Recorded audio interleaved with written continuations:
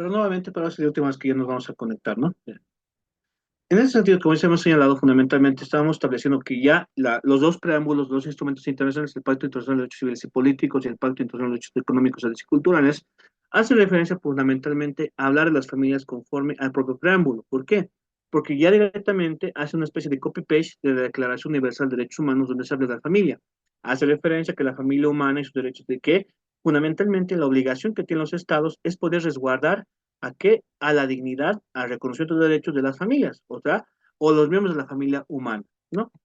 De igual manera, en ese sentido también, establece ya particularmente, hace referencia al derecho de las familias en el instrumento, claramente que sí, hace referencia ya el Pacto Internacional de Derechos Civiles y Políticos a la familia, específicamente, y dice lo siguiente, estamos estableciendo que ese instrumento internacional es de 1966, noviembre de 1966, ¿no?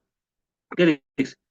La familia es el elemento natural y fundamental de la sociedad y tiene el derecho a la protección social y el Estado. Volvemos a tomar en cuenta que, de igual manera que nuestro texto constitucional, ¿qué nos dice?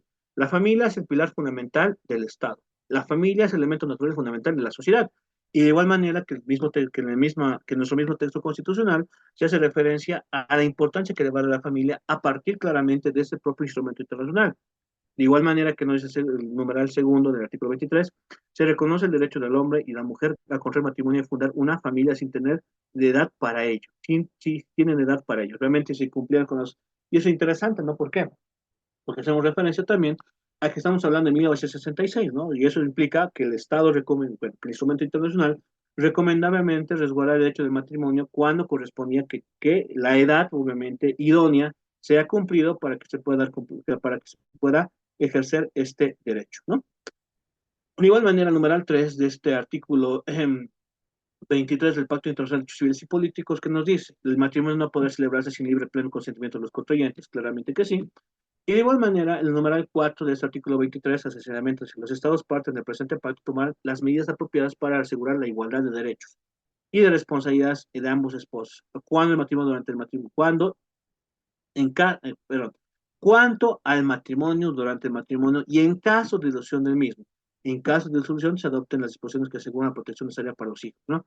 Y es interesante, ¿no? Porque a partir del propio instrumento internacional, pues hacemos referencia a la protección del derecho a la familia que, que nótese que es 1966, pues obviamente estamos hablando ya de muchos años atrás, más ya prácticamente casi 50, 60 años específicamente, que estamos abordando claramente lo que es más de 60 años que estamos abordando obviamente el instrumento internacional y que la propia Constitución Política de Estado adopta todo esto, ¿no? Y hablando sobre el bloque de constitucionalidad, estamos estableciendo también que ese instrumento internacional que habla sobre derechos de las familias y sobre otro tipo de derechos, pues es parte obviamente del texto constitucional, ¿no?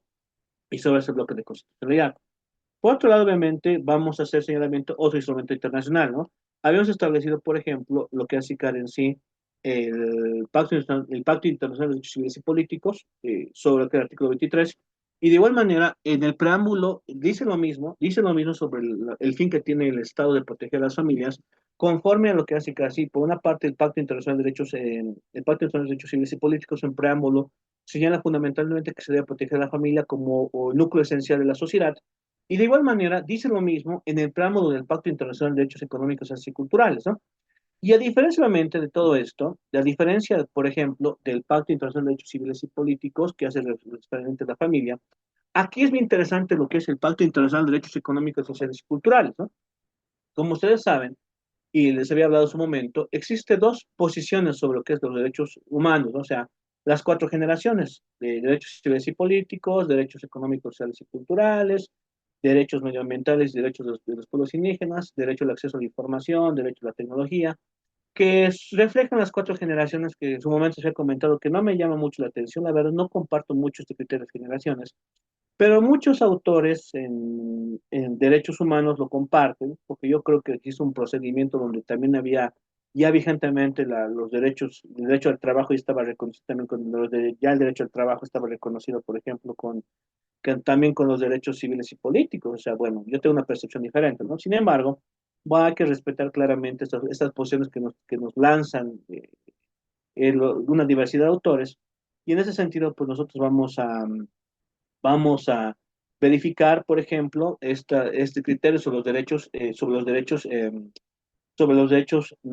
económicos y culturales, ¿no? O sea, hemos visto, por ejemplo, que en el Pacto Internacional de Derechos Civiles y Políticos, como el Pacto Internacional de Derechos Económicos, Sociales y Culturales, en el preámbulo hablan de lo mismo sobre la protección del derecho de la familia, ¿no? Es decir, que el Estado debe resguardar a las familias, la dignidad de las familias, su integralidad, porque es el núcleo esencial de la sociedad, es el pilar fundamental de la sociedad, ¿no?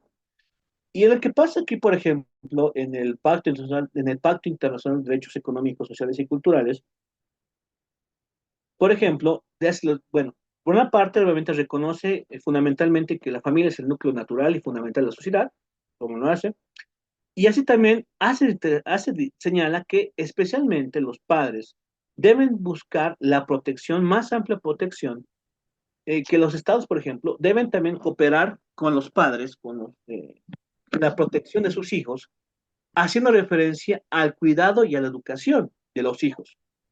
De igual manera, Steffi, por favor, sus micrófonos rogaría que lo puedan apagar, estamos en clase. Y en ese sentido, pues obviamente hacemos referencia a qué, a la existencia claramente de qué, de establecer criterios de resguardo conforme también a los derechos económicos y culturales conforme a la estructura familiar. Por otro lado, también dice se debe proteger especial protección a las madres y eso también tiene que ver mucho con que, por una parte, por ejemplo, en el Pacto Internacional de Derechos Civiles y Políticos, hace referencia al resguardo del matrimonio, hace referencia al derecho, obviamente, a contraer nupcias, a poder formar una familia. Y eso tiene que ver, por ejemplo, también con los derechos sexuales y reproductivos, por ejemplo, y obviamente el consentimiento para poder, obviamente, formar una familia entre la pareja. Y por otro lado, obviamente, estamos, en este caso, particularmente en lo que es el Pacto Internacional de Derechos Económicos, Sociales y Culturales, hacemos referencia también ya, pero a la existencia, por ejemplo, de derechos que intervienen sobre los integrantes de la familia. Los niños de una familia, pues, qué se les va a otorgar?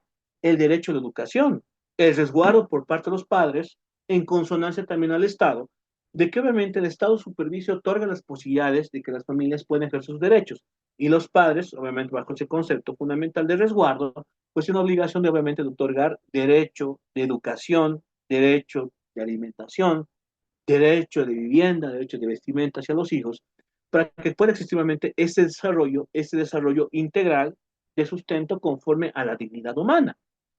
Y por otro lado, obviamente, también que nos dice ya el derecho sobre lo que es la maternidad, que no estaba, por ejemplo, en el Pacto Internacional de Derechos Económicos, perdón, que no está conforme al Pacto Internacional de Derechos Civiles y Políticos, sino que está conforme también al Pacto Internacional de Derechos Económicos, Sociales y Culturales. Se debe conceder especial protección a las madres durante el periodo de tiempo razonable antes y después del parto. Claramente estamos hablando ¿de qué? De la protección que también va a embargar conforme a los diferentes criterios de asistencia que le otorga el Estado, como fundamentalmente, por ejemplo, el hecho, por ejemplo, de los permisos establecidos de lactancia, el tiempo determinado pre y posparto, la asistencia conforme a los diferentes criterios establecidos para clasificar en sí los beneficios, el hecho, por ejemplo, para la maternidad, pues obviamente estamos hablando también de la existencia también de una correcto señalamiento como la seguridad social por una parte, y por otro también se debe conceder la licencia con remuneración o prestación de adecuados servicios de seguridad social.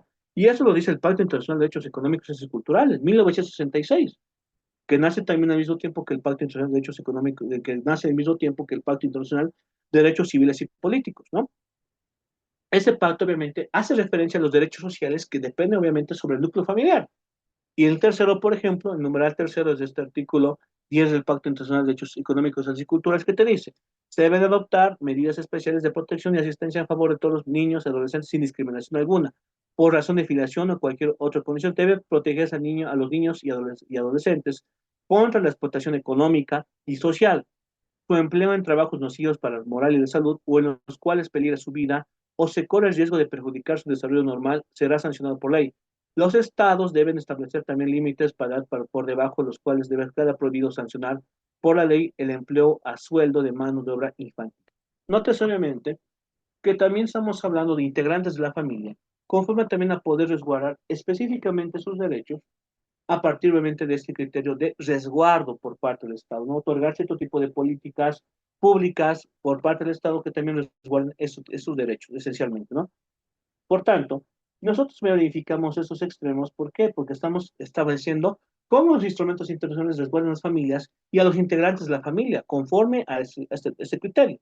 ¿Es parte del bloque de constitucional? Claramente que sí.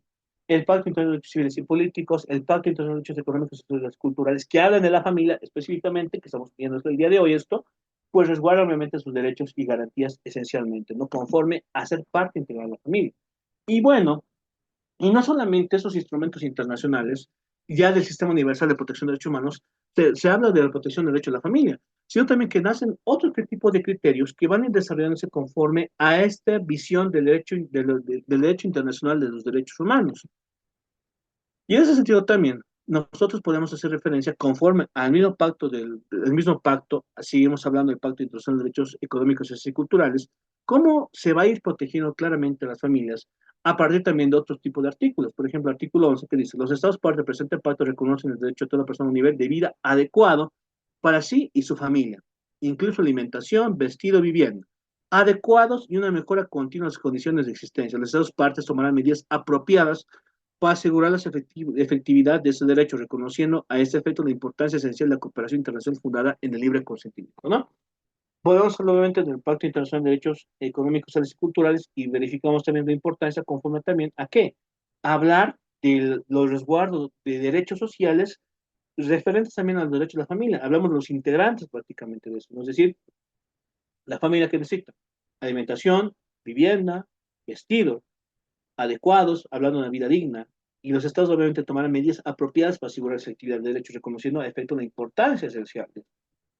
En ese sentido, obviamente, estamos hablando de la influencia que va a tener claramente los estados partes, ¿no? De tomar medidas apropiadas, volvemos a hablar de que son acciones de hacer, de que el Estado obligado a realizar acciones, acciones de resguardo en favor de lo que así queda en sí, los integrantes de la familia, obviamente de la familia, para que se pueda resguardar esos derechos y garantías, ¿no? Por tanto, obviamente, las familias, estamos hablando claramente de los integrantes de la familia, pues que están resguardados conforme también a la importancia de estos instrumentos internacionales en materia de derechos humanos. De igual manera, hemos visto en primera instancia el Pacto Internacional de Derechos Económicos, Sociales y Culturales. Bueno, en primera instancia hemos visto el Pacto Internacional de Derechos Civiles y Políticos. Posteriormente hemos visto el Pacto Internacional de Derechos Económicos, Sociales y Culturales.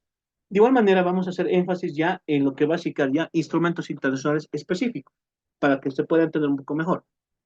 En lo que es el derecho internacional de los derechos humanos, lo que se plantea fundamentalmente es tener dos criterios. Por ejemplo, existen pactos genéricos o generales que protegen derechos de todos y de todas, ¿no? O sea, por ejemplo, el Pacto Internacional de Derechos Civiles y Políticos y el Pacto Internacional de Derechos Económicos, Sociales y Culturales se entienden como instrumentos internacionales que protegen esos derechos de manera genérica de todas y todos. Todos somos parte, obviamente, de la protección de esos instrumentos internacionales. Sin embargo, el Sistema Universal de Protección de Derechos Humanos ha también buscado resguardo de poblaciones específicas, es decir, también de que van a llamarse convenciones. Convenciones que lo que van a buscar es resguardar a poblaciones específicas que pueden ser susceptibles de vulneración de derechos humanos. Por ejemplo, las mujeres que sufren violencia tienen, o las mujeres específicamente tienen instrumento internacional, claramente que sí.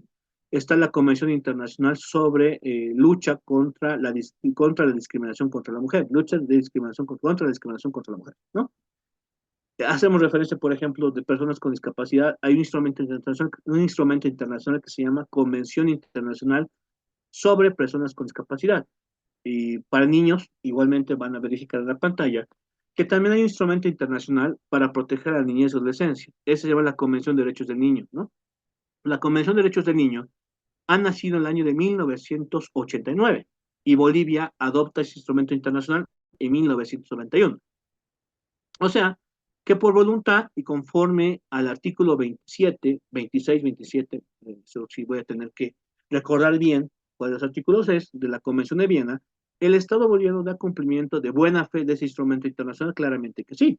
Es parte del bloque de constitucional, claramente que sí. Y por tanto, o es vinculante, obligatorio para eso, claramente que sí, bajo el cumplimiento de buena fe que tiene el Estado, por haber obviamente suscrito, ratificado y depositado ese instrumento internacional conforme a las formalidades establecidas por el derecho internacional, por el derecho internacional público, ¿no? En ese sentido, pues hacemos referencia a la Convención de Derechos del Niño.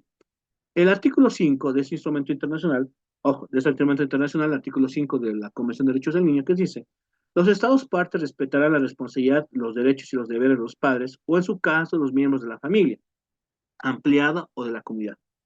Lo vuelvo a repetir, los Estados partes respetarán la responsabilidad, los derechos y deberes de los padres, o en su caso, los miembros de la familia ampliada o de la comunidad, según establezca la costumbre local de los tutores u otras personas encargadas legalmente del niño de impartirle, perdón, del niño de impartirle en consonancia con la evolución de las facultades de dirección y orientación apropiadas para el niño ejercer sus dos derechos reconocidos en la presente convención, ¿no? En ese caso, obviamente, estamos estableciendo el reconocimiento de los niños, pero también la función que tienen los padres, ¿no? Para poder hacer cumplir con los deberes, responsabilidades, los derechos y deberes de los padres, o en su caso, los miembros de la familia ampliada o la comunidad, ¿no? O sea, hace referencia también, obviamente, a una visión ampliada al resguardo de los derechos del niño, conforme también las obligaciones que tienen los padres sobre los hijos. Tomando en cuenta ese criterio, pues, hace un respeto, reconoce, obviamente, la autoridad de los padres, pero también toma en cuenta que el Estado tiene obviamente las facultades de poder también proveer de mecanismos adecuados para que se pueda tener este ejercicio de derechos de las familias en favor de la niñez y adolescencia por parte de los padres, como obviamente los tutores o la familia ampliada de comunidad. Estamos hablando también de pueblos indígenas, o sea, nótese lo interesante, ¿no? Porque habla también de su perspectiva de familia, habla obviamente, rompe la lógica de familia monuclear, también obviamente habla de la familia ampliada, la existencia, por ejemplo, de la eh, visión incorporar, por ejemplo, de nietos con los abuelos o tener pues, otro tipo de afiliación familiar y otro también comunidad. Habla también, por ejemplo, de las visiones que tienen los pueblos indígenas conforme a la familia y el resguardo que puede tener sobre su visión de familia, ¿no? Respetando las costumbres, ¿no? Las costumbres que pueden emerger claramente de las tradiciones de los pueblos indígenas originarios campesinos. Es interesante, ¿no? Porque lo que busca el instrumento internacional es ampliarse, ¿no? No cerrarse bajo una típica visión de familia. Asimismo, también el artículo 8.1 de este instrumento internacional, haciendo referencia a la Convención de Derechos del Niño, habla también, obviamente, de establecer, por ejemplo, cierto tipo de criterios donde el Estado parte se comprometen, por ejemplo, a respetar el derecho del niño, de preservar su identidad, incluir la nacionalidad, el nombre y las relaciones familiares de conformidad con la ley, sin injerencias ilícitas. Dos, cuidado del niño sea privado ilegalmente de algunos de los elementos de su identidad y de todos ellos, de los estados partes deberán prestar la asistencia y protección apropiadas con miras de establecer rápidamente su identidad. Algo que también nosotros vamos a analizar ya en la final del módulo cuando veamos, por ejemplo, el derecho al nombre y la identidad, que es bien interesante, ¿no? Porque también nace a partir de los instrumentos internacionales, porque específicamente la Constitución no tiene un criterio como bien determinado bajo norma constitucional sobre el derecho al nombre y la identidad. Sin embargo, obviamente hay ley específicamente que sí, pero también está subsumida o está como que también en correlación al instrumento internacional, ¿no? Cuando hablamos de identidad, que bien lo reconoce acá, por ejemplo, el derecho a la identidad de los niños y adolescentes, conforme a la Convención de Derechos del Niño, y también está reconocido el nombre y la identidad conforme a la Convención Americana de Derechos Humanos, el Pacto San José de Costa Rica. Y ahí obviamente también se hace un interesante análisis de la lógica de control de convencionalidad, ¿no? Que lo vamos a ver obviamente en su debido momento cuando hablemos del derecho del nombre, pero lo que trato de explicar acá es cómo que es el trabajo que se tiene conforme a estos instrumentos internacionales y las categorías que resguardan más o menos del concepto de familia, del concepto de derecho de familia, en estos instrumentos internacionales. En ese sentido también podemos hablar de lo también dispuesto con el que es, por ejemplo, también el resguardo que tienen los estados, obviamente, conforme a los derechos de niños y adolescencia. Por ejemplo, el artículo 10 de la Convención de Derechos del Niño señala lo siguiente: de conformidad con la obligación que incumben los estados parte a tener lo dispuesto el párrafo 1 del artículo 9, toda solicitud hecha por un niño o niño por sus padres para entrar en un estado parte o para salir del estado de afectos de la reunión de la familia será atendida por los estados parte de manera positiva, humanitaria y expedita. Los estados parte garantizarán además que la presentación de tal petición no traerá consecuencias desfavorables para los peticionarios ni para sus familiares, ¿no? O sea, otros tipos de mecanismos también cuando estamos uniendo de reunificación familiar, que tiene que ver mucho fundamentalmente con el hecho de poder reunir a la familia cuando, por ejemplo, el niño se encuentra en otro estado y los padres en otro estado, y por razón humanitaria poder obviamente establecer esta reunión familiar y obligación del Estado conforme a la cooperación judicial. Y es muy interesante todo esto, ¿no? Porque, y esa va a ser la parte segunda que vamos a ver el día martes, cuando hablamos, por ejemplo, de la jurisprudencia que existe sobre el derecho a la familia. Estamos viendo, por ejemplo, hemos visto en la primera parte sobre conceptos de derecho a la familia dentro de la Constitución Política del Estado y la familia conforme a los tratados internacionales en materia de derechos humanos. Y a la segunda parte que vamos a abordar del día martes, vamos a hablar, por ejemplo, sobre lo que va a significar, lo que va a significar la jurisprudencia internacional sobre el derecho de la familia. Vamos a ver el caso Pacheco Tineo, que tiene que ver mucho con esto, sobre la unificación familiar, o la reunión familiar, o reunificación familiar, se llama esto, se maneja en derecho internacional público, sobre el que es el derecho de refugio, por una parte, y de otra parte vamos a ver la jurisprudencia emitida por el propio Tribunal Constitucional, ¿no? De cómo obviamente se tiene una visión de familia, es que también la familia también tiene que ver con un aspecto, porque manejamos el concepto de familias, ¿no? Que también está muy, muy interesantemente relacionado con ese concepto de la Convención de Derechos del Niño, porque rompe obviamente con el concepto mononuclear de familia, sino también habla referentemente a la familia ampliada y la familia de comunidad, que también hace referencia también al reconocimiento de los pueblos indígenas para entender el concepto de familia, que también el propio Tribunal Constitucional ha podido obviamente desarrollar en una manera obviamente muy desarrollada, muy interesante también, porque también manejamos la percepción obviamente de los principios constitucionales de Imibabé, Sumacamaña, bueno, que también vienen mucho sobre los pueblos indígenas, que me parece muy importante desarrollar con ustedes a efectos obviamente de tomar en cuenta estos extremos, ¿no? Igual manera, pues ya para ir cerrando, porque vamos a hablar obviamente sobre lo que es la Convención sobre la eliminación de todas formas de discriminación contra la mujer. En su preámbulo establece lo siguiente, ¿no? Sobre lo que ya conocemos realizando el día de hoy. Hacemos referencia, por ejemplo, a ese instrumento internacional. O sea, hemos hablado del pacto, en primera instancia hemos hablado de la Declaración Universal de Derechos Humanos, hemos hablado del Pacto Internacional de Derechos Civiles y Políticos, el Pacto Internacional de Derechos Económicos, Sociales y Culturales, la Convención de Derechos del Niño de 1989, y ahora vamos a hablar sobre la Convención sobre la Eliminación de todas las formas de discriminación contra la mujer. Y ese instrumento internacional de la Convención sobre la Eliminación de todas formas de discriminación contra la mujer es un instrumento internacional que específicamente resguarda el derecho de las mujeres. Y en su preámbulo sigue lo siguiente. Dice, teniendo presente el gran aporte de la mujer al bienestar de la familia y el desarrollo de la sociedad, hasta ahora el gran aporte de la mujer al bienestar de la familia y el desarrollo de la sociedad, hasta ahora plenamente es reconocido la importancia social de la maternidad y la función tanto del padre como de la madre en la familia y en la educación de los hijos. Y conscientes de que el papel de la mujer en la procreación no debe ser causa de discriminación, sino que la educación de los niños exige la responsabilidad compartida entre hombres y mujeres y la sociedad en conjunto, reconociendo para lograr la plena igualdad entre el hombre y la mujer, es necesario modificar el papel tradicional tanto del hombre como de la mujer en la sociedad y en la familia. Véase obviamente la importancia que también incumbe, ya desde la perspectiva del resguardo de la mujer en la sociedad, el resguardo obviamente y el rol de la mujer conforme a la familia y la distribución obviamente de obligaciones a través del propio instrumento internacional. O sea, nótese la importancia como núcleo fundamental, vuelvo a repetir, ya como habíamos visto en otros instrumentos internacionales, en los propios preámbulos, de que el valor que le dan a la familia como pilar fundamental de la sociedad, naturalmente, y en ese sentido también las obligaciones que incumben dentro nuevamente del núcleo familiar, los integrantes, y cómo el Estado también debe otorgar condiciones necesarias para poder ejercer estas obligaciones y derechos a través de las políticas nacidas del Estado, instrumentos internacionales. Fundamentalmente, ¿por qué hago hincapié en esto? Porque estamos hablando de la existencia de un bloque de constitucionalidad establecido conforme al artículo 410, parágrafo 2 del texto constitucional, que dice que la Constitución está compuesta de los tratados y convenios internacionales en materia de derechos humanos y derecho comunitario.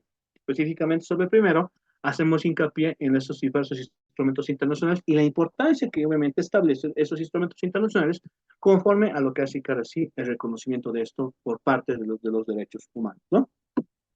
Ya para ir cerrando, pues hemos visto la parte conceptual en primera instancia, hemos visto por otro lado lo que hace ICAR en sí, la importancia reconocida conforme a la propia Constitución Política del Estado, hemos visto los instrumentos internacionales parte uno, sobre obviamente nos toca ver unos ya del sistema regional, la Convención Americana de Derechos Humanos, eh, otro tipo de convenciones, quiero que abordemos jurisprudencia de la Corte Interamericana de Derechos Humanos, y jurisprudencia nacional a través, obviamente, de la influencia que tienen las propias sentencias constitucionales, ¿no? Sobre la naturaleza de la familia, la ratio decidendi y la decisum. Vamos a hacer un análisis sobre la jurisprudencia que seguramente les va a gustar a ustedes, sobre el derecho de las familias, específicamente sobre las familias, cómo ha abordado esto nuestro propio Tribunal Constitucional y la evolución que ha tenido para poder, obviamente, desarrollar todo ese tipo de concepciones, ¿no? En ese sentido, pues, hasta aquí podemos quedar el día de hoy, sin antes decir lo siguiente, ¿no? Se me ha habilitado recientemente la plataforma y bueno, en la plataforma vamos a tener tres trabajos por los que recién han ingresado, ¿no? Para tomar en cuenta esos extremos. En primera instancia vamos a hacer la calificación sobre tres trabajos, dos prácticas de 25 puntos, haciendo un total de 50, y una práctica final o un ensayo, un trabajo final, veanlo así, de 50 puntos, ¿no? Con tanto, en ese sentido vamos a tener 100 puntos para calificar, ¿no? De 2.25 de dos prácticas, dos de 25, 50, y un ensayo final que va a tener una ponderación de 50 puntos. De eso tenemos 100 puntos, ¿no? 100 puntos que obviamente vamos a pelearlos para obviamente hacer la ponderación de la nota, por una parte. Asimismo también se va a tener el día martes, se va a tener, por ejemplo, lo que va a significar en sí, se va a tener, por ejemplo, lo que va a ser el cronograma de trabajo, el cronograma analítico de trabajo. ¿De quién? ¿Cómo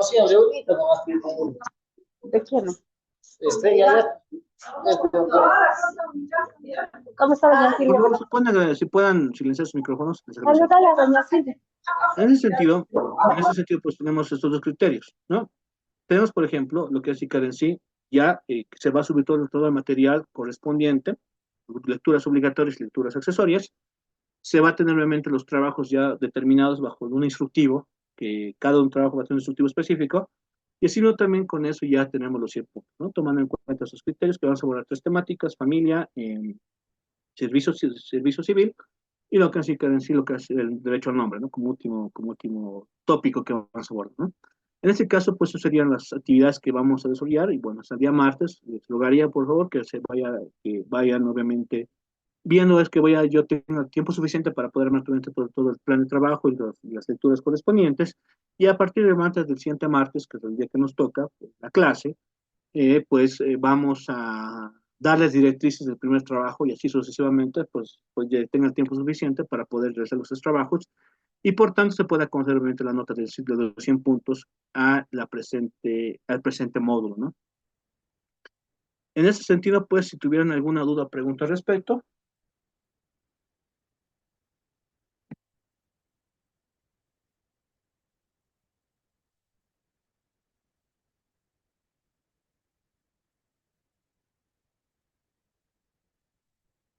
No existe ninguna duda y Buenas noches, consultas. ¿Sí? doctor. ¿Sí me Disculpe. escucho? eh, Quería saber si la participación en clases va a tener una ponderación de puntaje y también la asistencia a clases, doctor. Hagamos algo. Mira, creo que también es importante todo esto en cuenta, ¿no? Yo pienso que sí, me parece correcto que sería así. Y hagamos unos 10 puntos, ¿no? Vamos a hacer un pequeño cambio en todo caso, ¿no? Digamos que sea 20 puntos, lo que así quiere decir, primer trabajo, segundo trabajo 20 puntos y 10 puntos de participación y asistencia, ¿no? Porque es un poco más activo dentro de la clase, ¿no? Y obviamente 50 puntos del trabajo final, ¿no? Veamos, entonces incorporamos esto también, esto tomando en cuenta también el hecho de que es también un sacrificio, ¿no? El hecho de también pasar clases los sábados, porque seguramente muchos quizás hacer otro tipo de actividades más, como que más de dispersión, pues de descanso. En ese caso, pues vamos a esta modificación a la solicitud, que se tenga obviamente esta posibilidad, ¿no? Que se tenga aquí 10 puntos, asistencia de participación, se tenga igual 20 puntos de lo que hace en sí, 20 puntos lo que hace en sí, primer trabajo, segundo trabajo, y bueno, y se tenga obviamente ya 50 puntos de lo que va a significar fundamentalmente el hecho obviamente el trabajo final y el ensayo, ¿no? Hagamos esa modificación en todo caso y hoy va a estar en su plan de trabajo para que no tengan ustedes ningún tipo de susceptibilidad. Y bueno, con eso ya podremos ir tomando en cuenta sus extremos. Hasta el siguiente martes, por favor, les voy a pedir que tengan hasta el siguiente martes, pues se me dé el tiempo suficiente de que tengan todos ustedes ya los tengan, obviamente, la calificación de los trabajos, tengan las lecturas principales y secundarias y el instructivo correspondiente a los trabajos, ¿no? Que habíamos señalado, ¿no? Conforme al plan analítico, ¿no? En ese sentido, pues, ¿qué más decirles? Pues agradecerles el día de hoy. Ya el siguiente martes vamos a hablar de jurisprudencia. Ahí vamos a echar un poco con ustedes. Me parece mucho que me gusta mucho la participación. Sobre, obviamente, el manejo sobre todo eso, que seguramente les va a ser una herramienta útil, ¿no? También para que siga el trabajo que debemos llevar día adelante, ¿no? Ya sea público como privado. Pues, ¿qué más decirles? Que tengan un buen resto de fin de semana y nos vemos el día martes y bueno, revisemos y vamos a continuar con todo esto el día martes, ¿no? Dando las instrucciones correspondientes, ¿no?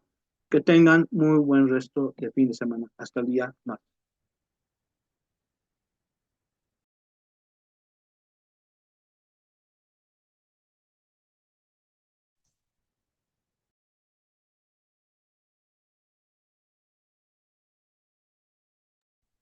Buenas noches, doctor.